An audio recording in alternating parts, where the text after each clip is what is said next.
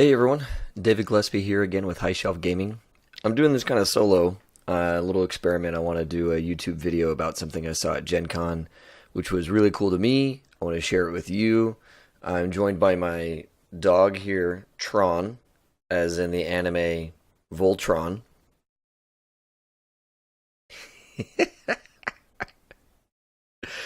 Oh, he's got the life. Okay, so we just got back from Gen Con. My voice is still really hoarse, so this won't be super long. But I wanted to show you guys something that I got that was really cool. I purchased a while back, and I love this game, Shadowrun Crossfire, which is a cooperative deck building game. And I tweeted them a while back asking them to reprint it because it was hard to get. And they said, oh, it's at the printers right now. I said, oh, that's great. And then they released a promotional image showing Battletech and all kinds of stuff. And it said Shadowrun Crossfire Prime Runner Edition, which I hadn't really heard about before. But turns out they made a new version of the game, which updates the rules and gets it in line with all the things they learned from Crossfire and then Dragonfire, and now they've made Prime Runner Edition. And Catalyst Games, I gotta hand it to you guys. You did a great job here. They made this Refit kit. So this is the Prime Runner Edition game, but it assumes that you already have the base game, the original Crossfire, and inside this box are all the things that you need to update your stuff. So I want to open it up for you real quick, and just so that folks that may already have this game, you might be thinking, do I get the refit kit? Do I need to go and buy high caliber again? All that stuff. You don't. If you have the original game and high caliber, keep those. That's good. Then you get the refit kit. It comes with this little instruction booklet that shows you what you need to do. And it's really straightforward. You have, looks like new character sheets. Let's get this guy opened up real quick. I should have thought about this part a little better. There we go.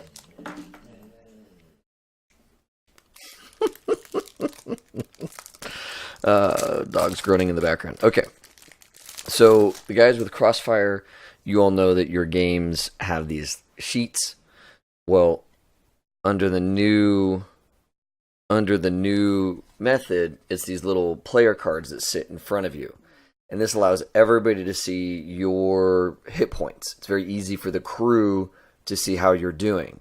On the flip side is your character image, your base stats down below, and then these upgrade slots, right? And there's new upgrade cards and all that kind of stuff as well. So you got your name slot, karma, that kind of thing. And these are not that laminated business of the original game. You know, in the original games, looks like the stats were a little lower. Oh, cool. Yeah, they've boosted the stats on this a fair bit. So these characters are more powerful than they used to be starting out. You know, I fell in the camp of don't add the stickers onto your card, just use a dry erase marker, because the dry erase marker worked on the lamination really well. We did a whole podcast about it, so if you want to listen, we'll link to it in the show notes. But here, looks like this is not laminated. This is maybe not going to work with my current method. So we're back to these guys. And I think these are stickers. I could be wrong. They kind of feel like stickers on one side. Oh yeah, those are stickers. Okay, cool. So they're reprinted all the character cards. They give you all new stickers. They're the same stickers as before, including the high caliber stickers that you got with the original expansion. So all you need, if you have Crossfire and the expansion, is to get this, and you'll get replacement sticker packs, all new character cards with boosted starter stats, like more cards in hand, more hit points, more new yen starting out. I already busted up my blisters, so they've changed things up a little bit. Used to have new yen and that kind of thing, but now the hit points, let's see here. Let me show you this. So you saw the character card, right, with your hit point tracker along the top. You now get these little clips, and I think the clips is a good idea because it was tough to see how things were going. Get this little clip here, and whenever you're going along, you say, "Cool, I've got my starter 5 hit points here," and that's replicated on the other side. So I see 5, my partner see 5, and as I go down in hit points, it's accurate for everybody. And these clips also work on the bad guy cards, right? Which is good because, with the little triangles, you move them around and then the table gets bumped or something happens and everything flies and you have no idea how things went. With these little clips, they'll hold on to the character sheet a little bit better and keep track of how things are going.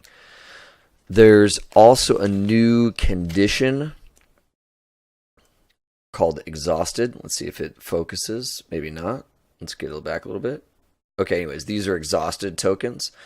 Now, whenever your character goes down to the staggered state, or maybe even the critical state, whenever it goes below 1 hit point, you become exhausted.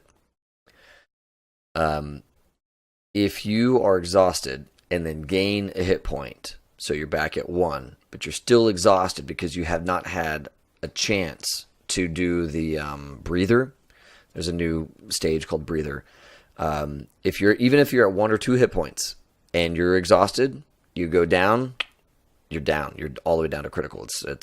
There's no good, which is kind of nice because one of the things about the game was you could get heals in the game from you and your buddies. That meant that I could just bounce back up to 1 or 2 hit points and I'm golden. Like, the game would have to get me all the way back down to critical and I'd have to go through a whole new cycle. So that was one of the ways that the game, you could kind of make the game less deadly. So now with this exhausted mechanic, it's a little bit more deadly than it was in the past, which is kind of cool. I like a game that gives me a lot of good challenge.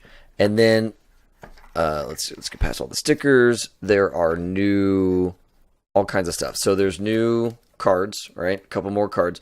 Some of these bad guys, they replace existing bad guys. So you want to make sure you go in and take out the old versions, swap them with new. There's some new events in here, that kind of thing. In the little instruction booklet, which I showed you a second ago, it details, hey, you need to, swap these bad guys. You want to add these Crossfire events, that kind of thing. It tells you what you get rid of and what you keep.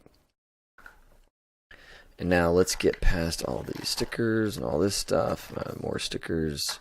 Get all those out of the way. Bunch of little chits and things like that. Health tokens. Oh yeah, I should show you. So instead of having the little health token moving around, you also have these indicators. +3, -3 hit points. So if your character would have a max health of, say, 7, but you've boosted yourself up to have +3 possible health, you lay this thing out in front so everybody knows that you're legally allowed to go above, 1 or 2 hit points, that kind of thing. So there's some ways to indicate that you're a little bit cooler than your base stats. Now, they've got a couple other things in here. So if you remember the client mission from the original game, they've got a new client card here for you.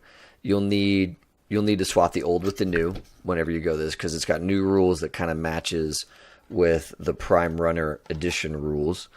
And then they've also got a new mission for Close the Portal, which is pretty cool. Now, I mentioned earlier a breather step. So you remember how most of your Crossfire games, you have 3 phases.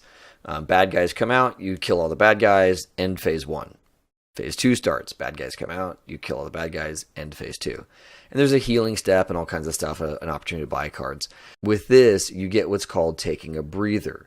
So between those phases, your character has an opportunity to lose the exhausted condition. So that's why it's really important that even if you get healed, and that takes you out of the staggered state, you still need to clear those enemies quickly, because if you go down again, you're out. Now, if you are out, now there's new rules in the game that says, well, just because one runner is out does not mean that the game is scrubbed. The other runners can look at each other and decide, yep, I want to keep going. Let's press the advantage.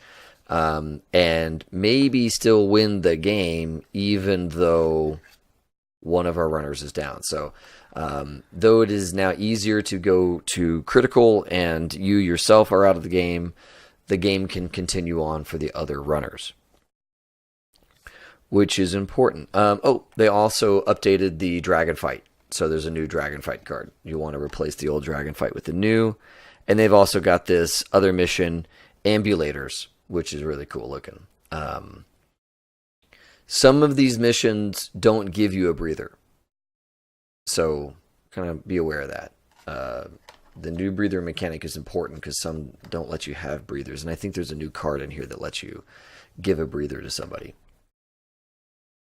So one other thing about the new game is this little booklet also updates all the rules. So you'll need your existing rule book, and then it'll tell you, oh, hey, by the way, how to play Rule 12 now has new rules. So it'll kind of update you on how to do stuff. Some of the most important things in here is around that exhaustion token, like how you get it, how you get rid of it, manage it, the danger of it, that kind of thing. They have new rules in here for more than 4 players, which I love. So now they have rules in here on how to use the base 4 classes along with the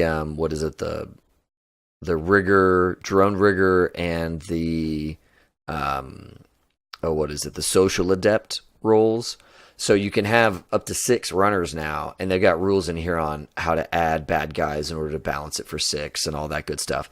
And that's really nice because I like it as a 4-player game, and certainly the more players you have, the harder it is, I think. But I mean, heck, man, if I have 6 friends over, let's play. Like let's get this going. Now with the ending game, so we talked a little bit about aborting just real quick. You know, in the base game, one runner goes down. Basically, we're in the abort cycle where all the bad guys glom on and start moving around in a pack and really putting a lot of people into the dirt.